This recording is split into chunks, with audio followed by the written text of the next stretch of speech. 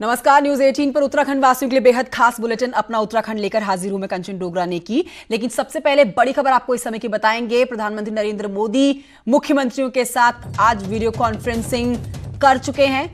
Video conferencing में CM Trivendra Rawat ने कई मुद्दों को लेकर पीएम से चर्चा की है।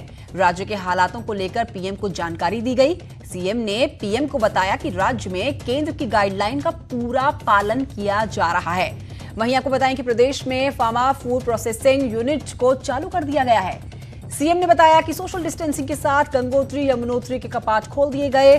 तो वहीं इकोनॉमिक रिवाइवल को लेकर काम किया जा रहा है, जिसके लिए विशेषज्ञ समिति के साथ कैबिनेट सब कमेटी बनाई गई है। सीएम त्रिवेंद्र ने मनरेगा में काम का समय 100 दिन से बढ़ाकर 150 दिन का सुझाव दिया। तो आज प्रधानमंत्री नरेंद्र मोदी राज्यों के मुख्यमंत्रियों से मुखातिब हो रहे थे वीडियो कॉन्फ्रेंसिंग के जरिए। और इस बीच आपको बताएं कि त्रिवेंद्र सिंह रावत जो है प्रधानमंत्री नरेंद्र मोदी से अपने प्रदेश को लेकर चर्चा करते हुए नजर आए हैं। सुनील नप्रभात देहरादून से मेरे सहयोगी जुड़ गए हैं। सीधे रुख करते हैं सुनील की तरफ। सुनील, बेहद महत्वपूर्ण ये बात कि प्रधानमंत्री नरेंद्र मोदी की आज वीडियो कॉन्फ्रेंसिंग रही, उसमें उत्तराखंड के मुख्यमंत्री त्रिवेंद्र सिंह रावत ने पूरी भागीदारी दिखाई और बातें साफ करी कि हम लॉकडाउन का पालन कर रहे हैं। केंद्र सरकार की तरफ से जो पेश किए गए दिशा निर्देश है उनका पालन भी हो रहा है, साथ ही कुछ सुझाव भी दिए।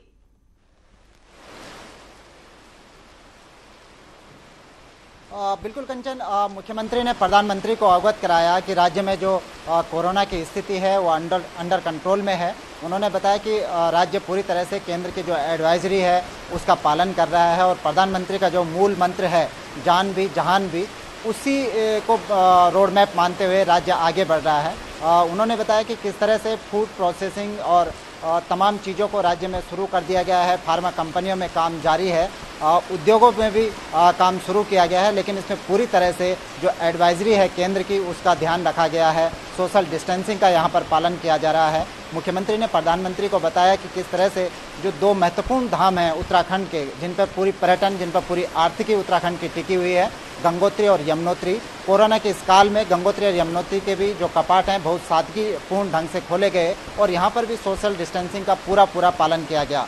मुख्यमंत्री ने प्रधानमंत्री को आश्वस्त किया कि राज्य पूरी तरह से केंद्र की एडवाइजरी का पालन कर रहा है। उन्होंने प्रधानमंत्री को ये बात बताई कि आप पूरे देश के लिए एक अभिभावक के तौर पर हैं और केंद्र जो भी गाइडलाइन जारी करेगा राज्य उसका पूरी तरह से पालन करेगा। तो करीब 1 से 1.5 घंटे के आसपास ये पूरी वीसी चली और मुख्यमंत्री ने प्रधानमंत्री को बताया कि भले ही उत्तराखंड की जो पर्यटन है, जो यहाँ का तीर्थाटन है, वो उत्तराखंड की आर्थिकी की रीढ़ है और ये कहीं ना कहीं प्रभावित हुई है, लेकिन उन्होंने विश्वास जताया कि प्रधानमंत्री के नेतृत्व में आने वाले समय में उनको उम्मीद है कि उत्तराखंड एक बार फिर से अपनी आर्थिकी को पटरी पर ले आएगा। बहुत शुक्रिया आपका सुनील नप्रभात इस जानकारी के लिए। तो उत्तराखंड सरकार द्वारा श्रम विभाग में रजिस्टर्ड श्रमिकों के खाते में हजार रुपए डालने और बिहार सरकार द्वारा दूसरे राज्यों में फंसे अपने नागरिकों के खाते में पैसे डालने के एक बयान ने मजदूरों के बीच कंफ्यूजन की स्थिति पैदा कर दी है। हालत यह है कि अब लेबर घरों से निकलकर पोस्ट ऑफिस में खाता खुलवाने को कतार लगाए बैठे हैं। इसमें से 90% श्रमिक जो हैं वो उत्तराखंड श्रम विभाग में रजिस्टर्ड नहीं है, यानी कि इनको खाता खुलवाने के बाद भी राहत राशि नहीं मिल पाई, लेकिन मजदूरों को इसकी जानकारी नहीं है।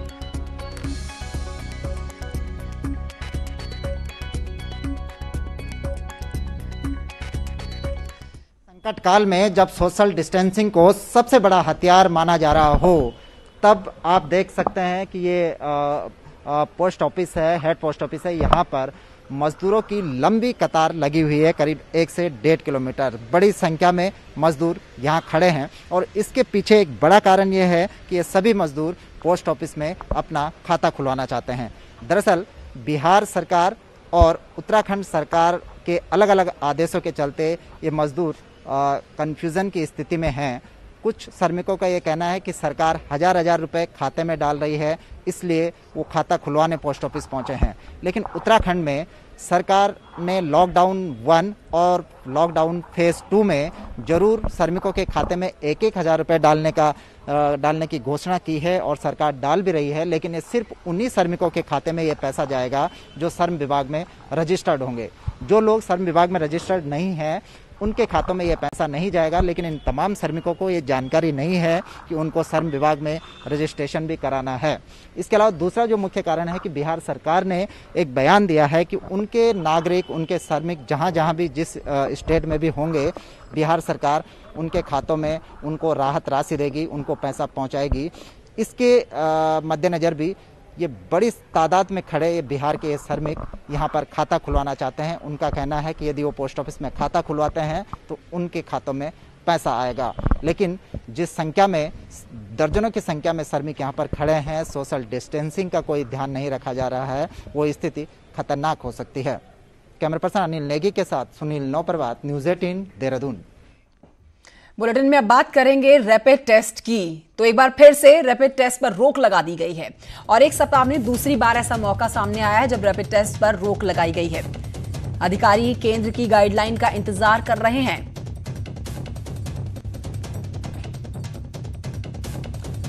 रैपिड टेस्ट जिस पर एक बार फिर से रोक लगा दी गई है और यह पहली बार नहीं है। इस सप्ताह में दूसरा ऐसा मौका है जब रैपिड टेस्ट पर रोक लगाने की खबरें छनकर सामने आ रही है।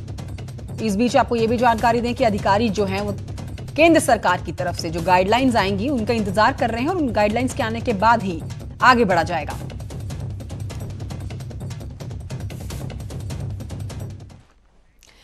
बढ़ते हैं आगे। बाबा केदार के उत्सव डोली आज गौरीकुंड से केदार धाम पहुंच जाएगी। जी हां, आज रात और कल केदारनाथ में ही बाबा केदार की पंचमुखी डोली रहेगी। 29 अप्रैल को बाबा केदार के कपाट सुबह 6:10 पर खुल जाएंगे। 29 अप्रैल को बाबा केदार के कपाट खुलने के दौरान मुख्य पुजारी और उत्सव डोली के साथ गए हुए चुनिंदा हक हकूकधारी ही मौजूद रहने वाले हैं। इससे पहले आपको बता दें कि न्यूज़ 18 आपको केदारनाथ धाम की बेहद एक्सक्लूसिव वीडियो दिखा रहा है। ये आज की बेहद एक्सक्लूसिव वीडियो आपके सामने है जिसमें केदारनाथ धाम का सुंदर नजारा आप अपने घर बैठे देख सकते हैं और बाबा केदार के घर बैठे दर्शन आप कर रहे हैं। मंदिर के बाहर रास्तों में बर्फ पूरी साफ हो चुकी है, लेकिन रास्तों के किनारे अभी भी कई फीट ऊंची बर्फ के साथ देखे जा सकते हैं।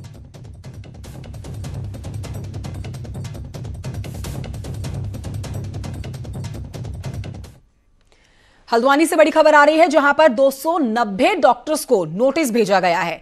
इसमें आपको बताएं कि 237 एमबीबीएस और 53 स्पेशलिस्ट डॉक्टर्स को नोटिस जारी किया गया है। अब खबर यह सामने आ रही है कि सभी डॉक्टर्स बॉन्ड पर पढ़ाई के बावजूद नौकरी से गायब हैं। शर्त के मुताबिक सभी डॉक्टर्स को सरकारी अस्पतालों में नौकरी करनी थी, लेकिन बॉन्ड साइन किया गया और डॉक्टर्स गायब हैं और इसी के चलते यह कार्रवाई की गई है। नोटिस जारी कर दिया गया है।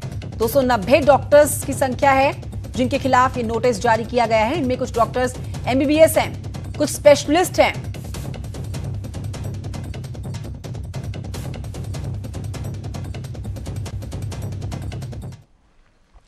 रविवार को सरकार ने 9 जिलों में छूट दी थी, जिसके फैसले को पलट दिया गया है। यहां आपको जानकारी दें कि सुबह 7 बजे से 1 बजे तक का अब नया समय है, जिसके मुताबिक अब सुबह 7 बजे से दोपहर के 1 बजे तक की दुकानें खुलेंगी। शनिवार को सरकार ने ग्रीन जोन वाले जिलों में सुबह 7 बजे से 6 बजे तक दुकानें खोलने का आदेश जारी किया था। लेकिन आपको बताएं कि रविवार को प्रदेश में 3 कोरोना संक्रमण के मामले सामने आए और सरकार ने अपने फैसले पर यू टर्न ले लिया। अब एक बार फिर से सुबह 7 बजे से दोपहर का 1 बजे तय किया गया है, जब जरूरी चीजें खरीदने के लिए दुकानें खुली रहेंगी।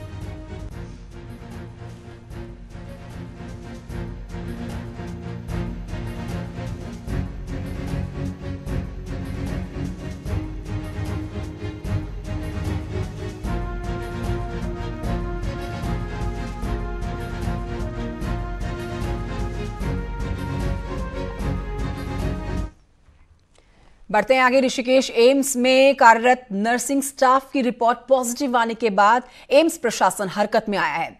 आपको बताएं कि युवक ऋषिकेश एम्स के यूरोलॉजी डिपार्टमेंट में नर्सिंग स्टाफ के रूप में कार्य करता था, जो कि ऋषिकेश के बापूग्राम क्षेत्र में रह रहा था। ऋषिकेश एम्स के dean hospital affairs professor UB Mishra का कहना है कि रिपोर्ट पॉजिटिव आई है और इसके बाद मरीज के संपर्क में आए हुए पूरे मेडिकल स्टाफ की हेल्थ स्क्रीनिंग की जा रही है, जिसके चलते संपर्क में आए 22 स्टाफ को गढ़वाल मंडल के गेस्ट हाउस में क्वारंटीन किया गया है।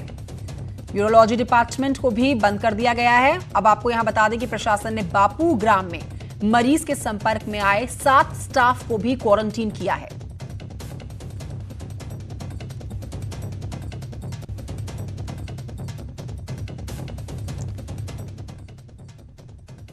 तो एम्स स्टाफ में कोरोना संक्रमण का यह मामला सामने आ चुका है। मरीज के संपर्क में आने वाले की हेल्थ अब स्क्रीनिंग की जा रही है। कुल 22 स्टाफ मेंबर्स बताए जा रहे हैं जो संपर्क में आए थे इस पॉजिटिव व्यक्ति के।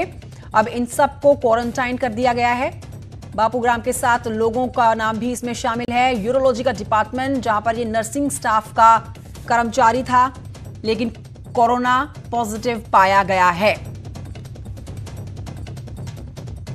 एम्स में अभी हमारी स्ट्रेटेजी ये है कि चूँकि ये यूरोलॉजी आईपीटी में काम कर रहा था, तो हमको वहाँ के सारे स्टाफ को व जितने भी पेशेंट्स वहाँ पर एडमिट हैं सभी की टेस्टिंग करानी है।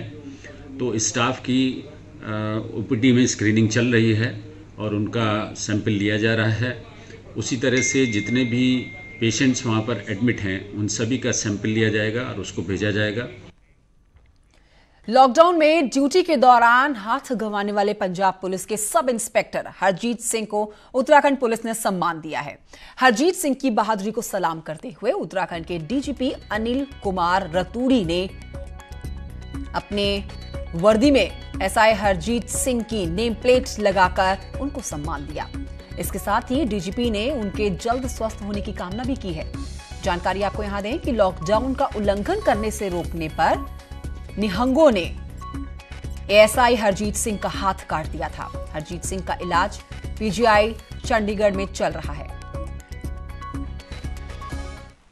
आज आप देखेंगे मैंने 27 अप्रैल को सब इंस्पेक्टर हरजीत सिंह के नाम की प्लेट पहनी हुई है। आप देखेंगे मैंने अपने यहाँ प्लेट पे उनका नाम लिखा हुआ है। इसका मकसद केवल ये है कि हम समस्त पुलिस जन जो देश भर के हैं, आप सब जनमानस, हमारे समाज जिनकी हम सेवा करते हैं, हम सभी लोग उस वीर हरजीत सिंह के साथ हैं। खबर अब आप तक पहुंचानी है कि दुबई में रह रहे टिहरी निवासी कमलेश भट्ट का आज ऋषिकेश के पूर्णानंद घाट पर अंतिम संस्कार किया गया। परिजन आज सुबह दिल्ली से कमलेश का पार्थिव शरीर लेकर ऋषिकेश पहुंचे और देर रात कमलेश भट्ट का शव दुबई से दोबारा दिल्ली पहुंचा था। तस्वीरें आपके सामने अंतिम संस्कार के समय की। परिजनों को आप देख सकते हैं बेहद दुखी माहौल में। यहां आपको जानकारी दें कि कमलेश का शव 24 अप्रैल को दुबई से दिल्ली पहुंचना था, लेकिन भारत सरकार ने वापस लौटा दिया। टिहरी के रहने वाले 25 साल के कमलेश भट्ट की दुबई में 17 अप्रैल को मौत हुई और टिहरी जिले में बड़े पैमाने पर युवा मिडिल ईस्ट, जापान और यूरोप के हॉस्टल्स और रेस्टोरेंट में काम करते थे कमलेश भट्ट। सरकार से यही मांग है कि जैसे ये अबू धाबी में रहते थे, तो ये भारतीय दूतावास के माध्यम से वहाँ पर संपर्क करके उस कंपनी में जो भी इनका बनता है, वेतन हो गया या इंश्योरेंस को भी इस तरह का जो इनका बकाया राशि हो, कृपया वो जल्द से जल्द इनके ब्रेक के बाद स्वागत है आपका अपना उस रंग की खबरों का सिलसिला आगे बढ़ाते आपको बताते हैं कि प्रदेश में लॉकडाउन के दौरान जरूरतमंदों को राशन दिया जा रहा है। दून पुलिस अपने तरफ से एक टेम्परेरी राशन कार्ड बना रही है और इस राशन कार्ड को व्यक्ति अपने थाने में दिखाएगा, जिससे उसको पुलिस राशन देगी। अब इस राशन कार्ड में परिवार के सभी व्यक्तियों के नाम और सामग्री अंकित है, जिसके आधार पर पुलिस जरूरतमंदों को राशन वितरित करेगी। जानकारी दें कि अब तक देहरादून के रायपुर थाने में करीब 3500 परिवारों को राशन कार्ड दिए गए हैं और इन्हीं राशन कार्डों के आधार पर पुलिस इन्हें राशन दे रही है। पुलिस का कहना है कि कार्ड को बनाने के बाद रिकॉर्ड मेंटेन करने में भी सहूलियत हो रही है इससे। फिर हम लोगों ने क्या किया कि एक राशन कार्ड टाइप का इन लोगों के लिए बनाया, जिसमें परिवार के मुखिया का नाम, उसके सदस्यों का नाम हम लोगों द्वारा लिखा गया। अब वो जब हमारे पास राशन कार्ड लेके आते हैं तो हमें पता लग जाता है कि इनको हमने फला तारीख को राशन दिया था और आज इनको राशन की आवश्यकता है। जब हमें लगता है कि अब इनको राशन की आवश्यकता हमारे पास आई नहीं, तो हम इनको कॉल करते हैं कि आप लोग राशन लेने आ जाओ। फिर हमारे पास राशन लेने आते हैं, हम उसमें डेट डाल देते हैं और अग्रिम तिथि भी डाल देते हैं कि आप इतनी तारीख को इनको राशन दिया जाए। मजदूरी बंद है, भूखे मर रहे थे। फिर मैं प्रधान जी के यहाँ गई थी तो फिर हमारे को इसी में सर के नाम था प्रेम पाल, उसी के मेरे से मिल रहा है। जैसे लॉकडाउन किया तो तभी तो मिल रहा है, तो राशन पानी हर चीज़ जो है ना, तो वो जो है ना सरकार ने सब चीज़ दिया है। तो इस राशन कार्ड के हिसाब से आपको राशन मिल रहा है? जी। क्या क्या राशन मिल रहा है? उसमें जो है कि चावल है, आटा है, दाल है, बादाम के चना भी दाल है, उसके बाद में कि तेल है, हल्दी मिर्च, सारे सामान है। टिहरी में जिला अस्पताल बुराड़ी में आम मरीजों का इलाज शुरू होने से दूर दराज से आने वाले मरीजों ने राहत की सांस ली है। इन्हें इलाज के लिए भटकना नहीं पड़ रहा है। अल्ट्रासाउंड, ईसीजी और एक्सरे जिला अस्पताल में ही हो रहा है। कोरोना संक्रमण के चलते जिला अस्पताल को कोरोना आइसोलेशन वार्ड बना दिया गया था और चंबा में आम मरीजों का इलाज किया जा रहा था, लेकिन अब प्रदेश सरकार के निर्देश के बाद जिला अस्पताल में ही आम मरीजों का इलाज किया जा रहा है। कोरोना संक्रमण के चलते जिला अस्पताल बौराड़ी को कोरोना आइसोलेशन वार्ड में तब्दील कर दिया गया था और जो आम मरीज है उनके लिए चंबा स्वास्थ्य केंद्र में व्यवस्थाएं की गई थी। लेकिन कहीं ना कहीं जो दूर दराज से मरीज आ रहे थे उन्हें आवाजाही में खासी परेशानी होती। लेकिन अब जब प्रदेश सरकार ने टिहरी को जो ग्रीन जोन में आता है उसके बाद निर्णय लिया और जो जिला अस्पताल बौराड़ी से आम लोगों के लिए खोल दिया गया। आज आप देख सकते हैं कि यहाँ पर जो आम मरीज है उनके लिए व्यवस्थाएं की गई है और जो लोगों को परेशानी नहीं हो रही है। जो दूर दराज से आ रहे हैं उन्हें खासी परेशानी होती, खासकर उन्हें कई जगह पे पुलिस रोक रही थी, जिसकी वजह से उन्हें पास की दिक्कतें होती और पास नहीं बन पा रहे थे। कुछ सीएमएस साहब हमारे साथ आइए, उनसे बातचीत करते हैं। सीएमएस सर, किस तरह से अब आम लोगों को यहाँ राहत मिलेगी? आम लोगों के लिए ये हॉस्पिटल पूरी तरह से खोल दिया गया है। इसमें ultrasound, CT scan, x ray, blood test, सारी सुविधाएं मिल रही हैं और जो गर्भवती महिलाएं हैं उनको हम फर्स्ट प्रायोरिटी दे रहे हैं और उचित हम सोशल डिस्टेंसिंग बनाया हुआ है। हमने सारी व्यवस्था कर रखी है। मेन गेट एंट्री और एग्जिट हमने अलग अलग कर रखी है सबकी, और वहाँ सैनिटाइजेशन की प्रॉपर व्यवस्थाएं हैं। तो आपने देखा कि आम मरीजों के लिए जो जिला अस्पताल बौराड़ी यहाँ पर को व्यवस्थाएं कर दी गई और खासकर ये चीज़ ध्यान रखी जा रही है कि सोशल डिस्टेंस का यहाँ पर को पालन हो और कहीं ना कहीं जब गेट पे एंट्री हो रही है तो वहाँ पर को उनका सैनिटाइजेशन करवाया जा रहा है, थर्मामीटर से जो मरीज आ रहे हैं उनका चेकअप किया जा रहा है। और साथ ही साथ ये सीएमएस साहब का कहना है कि जो कोरोना आइसोलेशन वार्ड है वो अन्य जगह शिफ्ट कर दिया गया है, जिससे किसी तरह की कोई परेशानी जो आम मरीज हैं, जो अन्य मरीज हैं, उनको ना हो। सौरभ सिंह, न्यूज़ 18, टिहरी गढ़वाल। बढ़ते हैं आगे और आपको बताते हैं कि पुलिस को चकमा देकर उत्तराखंड की सीमा में प्रवेश करना देहरादून के 4 युवकों को भारी पड़ गया। ऋषिकेश के रायवाला में पुलिस ने 4 को गिरफ्तार कर लिया। सभी को 14 दिन के लिए क्वारंटीन किया गया। ये 4 युवक देहरादून के रहने वाले हैं। देहरादून से विदेशियों को एम्बेसी छोड़ने गई गाड़ी में वापसी में सवार होकर देहरादून पहुंचे थे।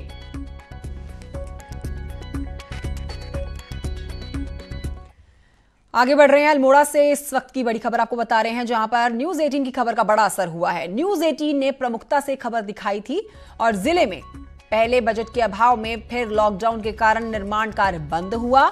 अब डीएम ने सभी निर्माण एजेंसियों और सभी विभागों के अधिशासी अभियंताओं को निर्माण कार्य शुरू कराने के आदेश जारी कर दिए हैं। इसके साथ ही केंद्र और राज्य सरकार की गाइडलाइंस का भी पालन कराने के निर्देश जारी किए गए हैं।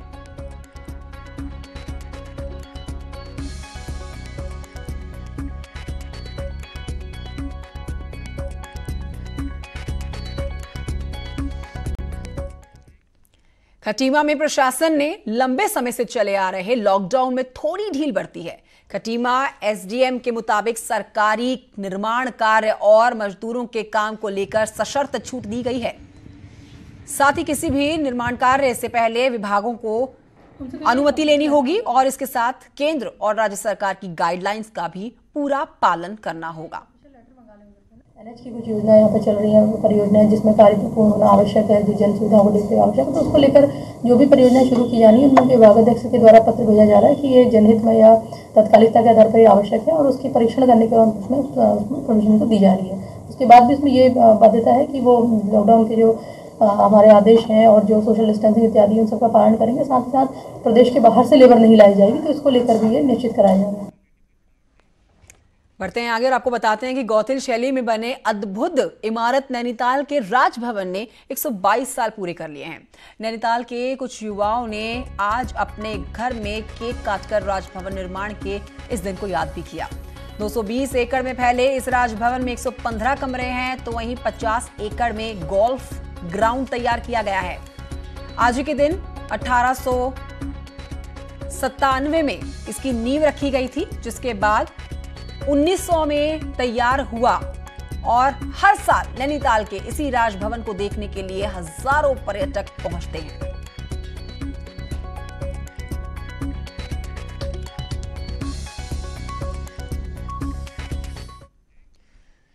उधम सिंह नगर के खटीमा सही क्षेत्र में बीते 2 दिन से बेमौसम बारिश जारी है। पहले आपको बताएं कि लॉकडाउन से परेशान हैं लोग, तो वहीं छोटे व्यापारियों को अब नुकसान उठाना पड़ रहा है। जिले के कई हिस्से में गेहूं की फसल को भारी नुकसान पहुंचा है।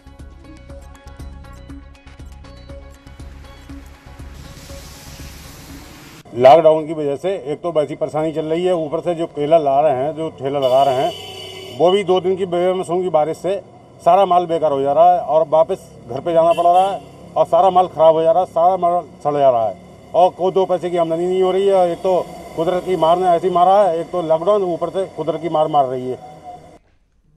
तो वहीं आपको बताएं कि देहरादून में भी मौसम का मिजाज बदल गया है। बारिश के कारण तापमान गिर गया है। आपको बता दें कि मौसम विभाग ने केंद्र ने 27 और 28 अप्रैल के लिए बारिश का अनुमान जारी किया है।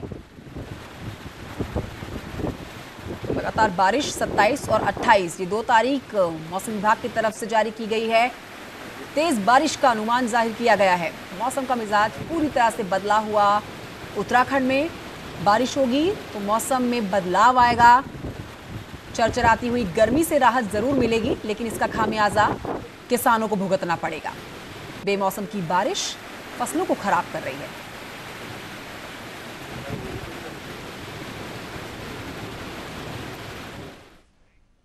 और इन्हीं खबरों के साथ अपना उत्तराखंड में अभी के लिए इतना ही। देश दुनिया की बाकी खबरें जानने के लिए आप बने रहिए न्यूज़ 18 के साथ।